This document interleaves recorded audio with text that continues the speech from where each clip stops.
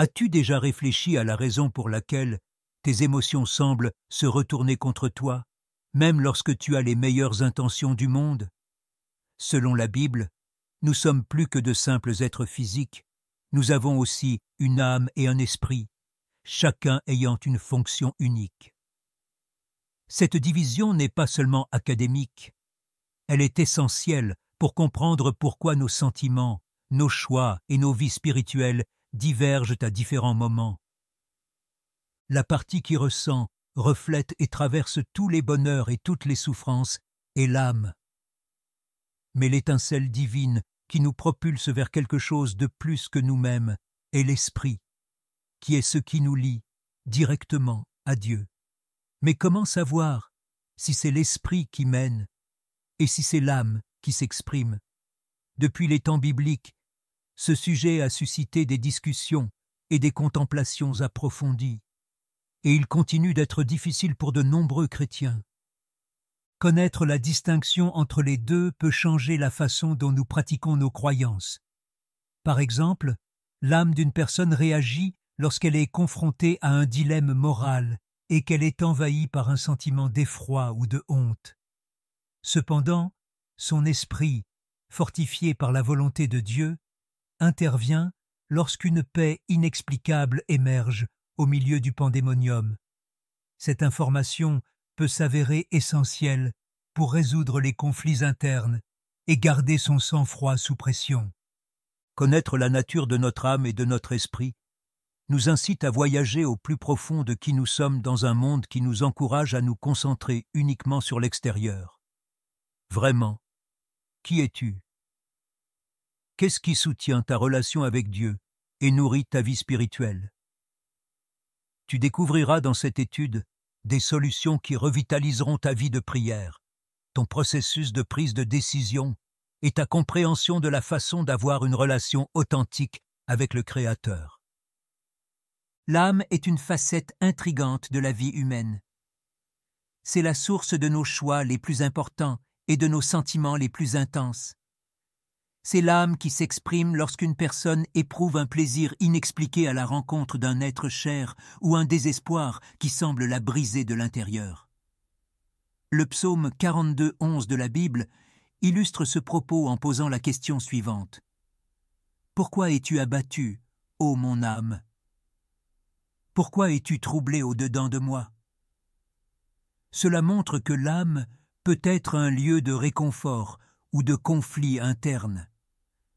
L'âme d'un être humain est le lieu où se trouve son caractère unique.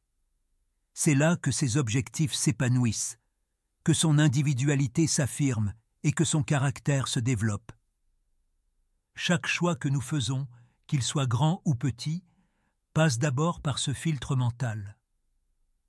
Lorsqu'une personne doit choisir entre réagir avec dureté ou compassion, par exemple, son âme prend en compte les valeurs qu'elle a apprises.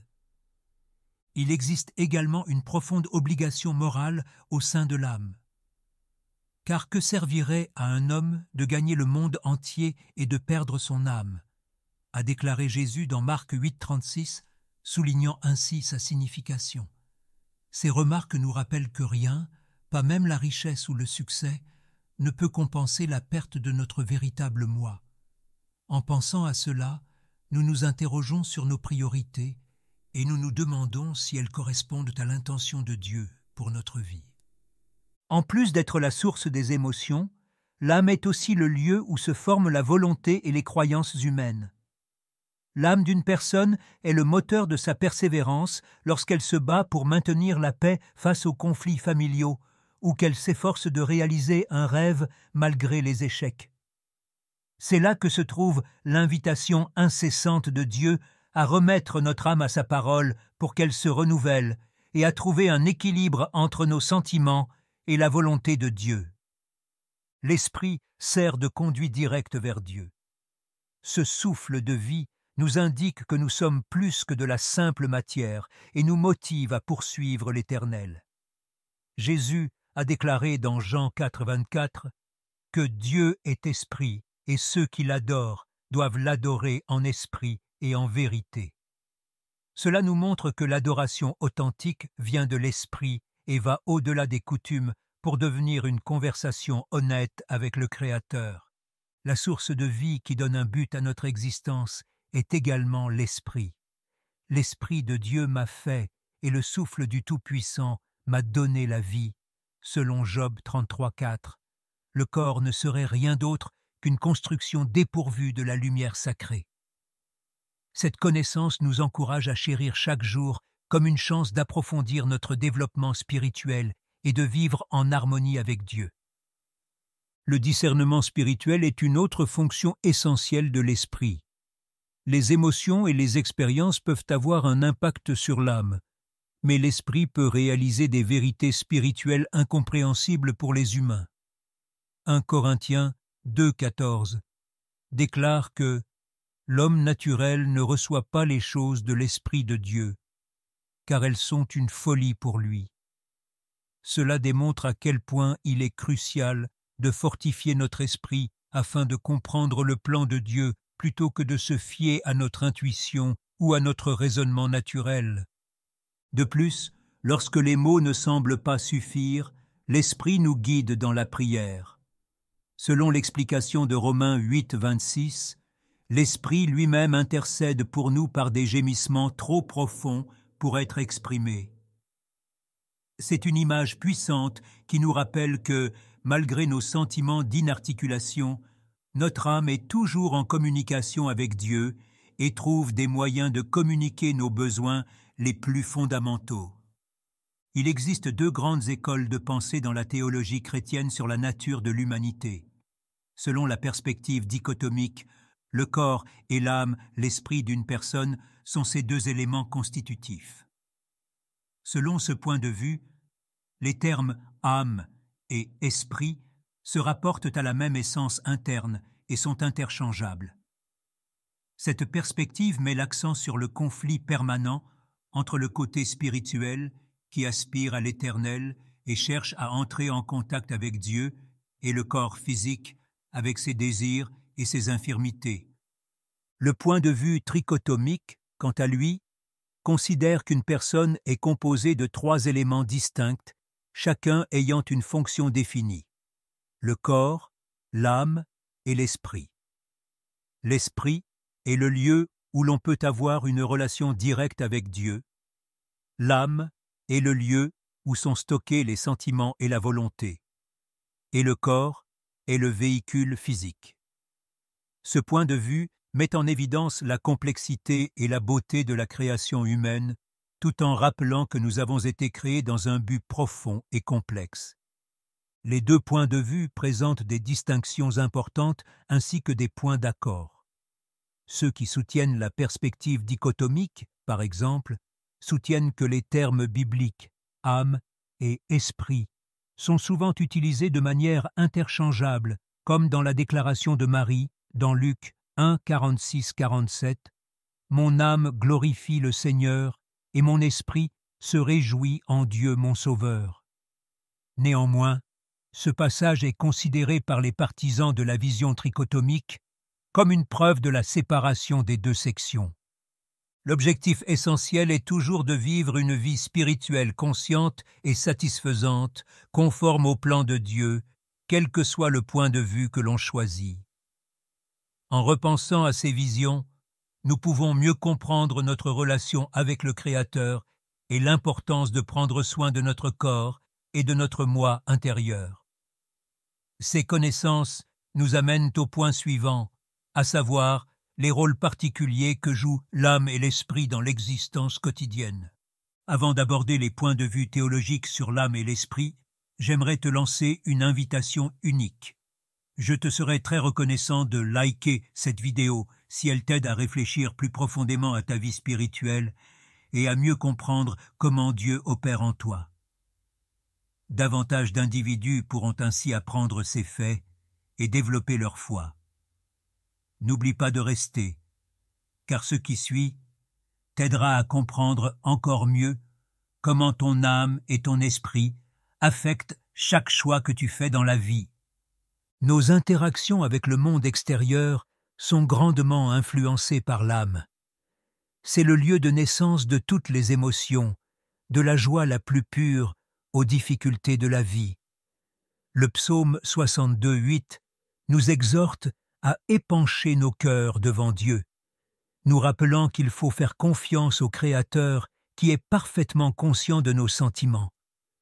Par conséquent, la partie de nous-mêmes qui communique nos désirs les plus fondamentaux et vers laquelle nous nous tournons pour trouver du réconfort lorsque les choses vont mal est l'âme. L'âme n'abrite pas seulement nos émotions, elle influence aussi nos jugements moraux. On agit par l'esprit lorsqu'on choisit d'être compatissant ou de pardonner à quelqu'un pour sa transgression. Notre devoir envers Dieu se reflète dans notre capacité à choisir entre le bien et le mal. Passer du temps à faire de l'introspection et à étudier la Bible en laissant ces leçons modeler notre personnalité est une méthode utile pour fortifier l'âme. À l'inverse, l'esprit nous permet de communiquer plus facilement et directement avec Dieu. Selon Romains 8, 26, l'esprit intercède pour nous par des gémissements inexprimables. Nous sommes capables d'appréhender des réalités qui dépassent la raison et de maintenir notre détermination même face aux doutes grâce à ce lien spirituel profond. La prière est un outil essentiel pour se nourrir spirituellement puisqu'elle nous aide à mieux comprendre la volonté de Dieu. Dans la quête du discernement, l'esprit est également très important. L'esprit peut percevoir clairement la voix de Dieu, contrairement à l'âme, qui pourrait changer en fonction de nos émotions. Ce discernement nous permet d'identifier les choix qui nous rapprochent du but divin et ceux qui nous en éloignent. L'esprit est renforcé et sert de boussole dans notre vie spirituelle lorsque nous pratiquons l'obéissance et la communication permanente. L'une des meilleures façons de voir comment l'âme et l'esprit interagissent est la prière. L'âme se manifeste lorsque quelqu'un prie avec des larmes dans les yeux et des mots passionnés. Mais c'est l'esprit qui réagit lorsque quelqu'un éprouve un calme inexplicable ou un profond sentiment de confiance au milieu du chaos. Cela illustre la façon dont les deux parties coopèrent pour ressentir la présence de Dieu et interagir avec lui de manière unique mais complémentaire. Cette dichotomie est également évidente dans les dilemmes moraux. Imagine que quelqu'un soit tenté d'utiliser un raccourci malhonnête afin d'en tirer profit. Alors que l'esprit, qui est en accord avec la volonté de Dieu, dit la vérité et fortifie la volonté de se comporter moralement, l'âme peut se battre entre la culpabilité et la justification. Ce processus intérieur souligne à quel point il est crucial de développer les deux via la lecture des Écritures et la prière. L'acte d'adoration est un autre exemple concret. L'âme vibre lorsqu'une personne chante de tout son cœur, touchée par une musique qui lui fait ressentir quelque chose. Cependant, c'est l'esprit qui prend le dessus lorsqu'une connexion profonde et sincère avec le Créateur est ressentie en dehors de la musique. Dans ce cas, la Bible nous rappelle que Dieu recherche des adorateurs qui adorent en esprit et en vérité. Jean 4, 24, en combinant les deux éléments dans un acte de foi authentique.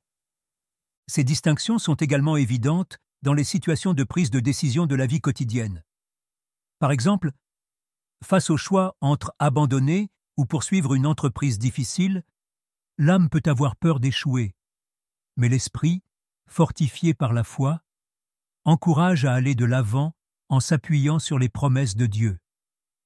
Cela démontre que nous pouvons surmonter les obstacles avec courage et connaissance si nous parvenons à équilibrer nos émotions avec un esprit rafraîchi. Le lien entre l'âme, l'esprit et le corps est décrit dans la Bible à l'aide d'images fortes. Genèse 2, 7 raconte comment Dieu a créé les humains en leur donnant le souffle de vie, transformant ainsi leur corps sans vie en êtres vivants. Cette image montre comment l'esprit anime l'âme, lui donne une direction et un but, tout comme le souffle donne la vie au corps. Sans l'esprit, le corps ne serait qu'une coquille vide et l'âme continuerait à être éloignée de la source de vie. Le temple constitue un autre parallèle instructif. Dans l'Ancien Testament, le temple était divisé en 3 parties. Le Saint des Saints, les cours intérieures et les cours extérieures. L'âme est comme les cours intérieurs, où sont conservés nos pensées et nos sentiments. L'esprit est comme le Saint des Saints, où est conservée la présence de Dieu. Et le corps humain est comme les cours extérieurs, où l'on voit les actions. Cette image nous rappelle le caractère sacré de l'esprit et la nécessité de le traiter avec respect comme le domaine le plus précieux de notre vie. La respiration est une autre métaphore courante. Les gens éprouvent un sentiment de détente lorsqu'ils inspirent profondément après une période de stress. De même, l'esprit nourrit le corps et renouvelle l'âme lorsqu'il reçoit le souffle de la communication avec Dieu. Cette procédure démontre comment l'interaction régulière avec la Bible et la prière nous réénergise à tous les niveaux. Elle permet de rappeler que la spiritualité est une source continue de rajeunissement intérieur plutôt qu'un simple acte de dévotion. Ici aussi, l'analogie du chemin est applicable. L'esprit sert de boussole qui indique le bon chemin, l'âme est le navigateur qui sent et évalue les itinéraires, et le corps est le véhicule de notre voyage spirituel. Nous rencontrons des obstacles et des détours au fur et à mesure que nous avançons. L'âme peut se laisser dévorer par ses propres désirs ou soucis si l'esprit n'est pas nourri. Mais même les détours deviennent des enseignements valables lorsque l'âme est conforme à l'intention de Dieu. Pour les personnes qui veulent vivre une vie spirituelle entière, le renouvellement de l'âme est crucial. Romains 12:2 nous encourage à être changés par le renouvellement de nos pensées, plutôt que de nous adapter à ce monde. Cela implique de substituer l'effet biblique qui fortifie la foi aux idées pessimistes et aux sentiments néfastes. La méditation quotidienne de passages importants, comme les psaumes, qui consolent et guident l'âme, est une habitude utile à prendre pour y parvenir. D'autre part, une communication permanente avec Dieu est nécessaire pour se fortifier spirituellement. Dans ce processus, la prière et l'obéissance sont essentielles. Notre esprit est dynamisé lorsque nous réservons du temps pour entendre la volonté de Dieu et y obéir, ce qui nous donne de la clarté lorsque nous sommes confrontés à des choix difficiles. En plus de restaurer notre tranquillité, cette communion nous donne un sentiment de direction et de but qui surpasse toutes les autres conditions. Reconnaître le besoin d'équilibre entre le corps, l'âme et l'esprit est un autre aspect de la vie chrétienne. Le repos en est un exemple concret. L'esprit peut se sentir faible et l'âme agitée si le corps est épuisé. Ces trois composantes peuvent être alignées en réservant du temps à la prière, à la méditation et à la relaxation. Jésus lui-même a démontré la valeur de l'équilibre dans la vie quotidienne en enseignant à ses disciples à se retirer pour se reposer et prier. Enfin, l'intégration de ces idées dans notre vie quotidienne modifie nos relations avec Dieu et avec les autres. Nos relations s'améliorent, nous prenons des décisions plus sages et nous voyons la vie différemment lorsque nous nous forgeons un esprit fort et une âme rajeunie. Savoir que la volonté de Dieu guide chacun de nos pas nous permet d'affronter les obstacles avec calme et confiance. La question cruciale qui se pose maintenant est la suivante. Comment vas-tu utiliser ta compréhension de la distinction entre l'âme et l'esprit dans tes activités quotidiennes? Vas-tu fortifier ton âme pour vivre en accord avec le plan de Dieu, ou vas-tu continuer à laisser tes sentiments dicter tes choix? Garde à l'esprit que chaque acte de foi, de prière et d'introspection est une chance de découvrir la direction divine et de rajeunir ton moi intérieur. Que se passerait-il si tu commençais à nourrir ton esprit par un contact permanent et ton âme par la parole? Malgré tous tes efforts, tu as peut-être l'impression qu'il manque quelque chose à ta vie spirituelle. Pour que cette région ignorée subisse un changement complet, le moment est venu d'y réfléchir et de la rendre plus forte. Toute transformation importante commence par une démarche directe mais résolue vers une relation plus étroite avec Dieu. Dans cette démarche, tu n'es pas seul toi-même. La Bible te sert de guide, et chaque leçon qu'elle contient a le potentiel de t'inspirer pour faire face à tes angoisses et faire des choix plus éclairés et intentionnels. Je t'encourage maintenant à passer à l'action, à croire complètement que Dieu a tes intérêts à cœur et que chaque obstacle peut être une chance de développement spirituel. Ne garde pas ces informations pour toi si elles ont changé ta vie et t'ont permis de mieux comprendre la relation entre l'âme et l'esprit. Active les alertes, abonne-toi à la chaîne et fais suivre ce message à un ami ou à un membre de ta famille. Ensemble, continuons à nous développer et à apprendre sur notre chemin spirituel. Es-tu prêt à améliorer encore ta relation avec Dieu ?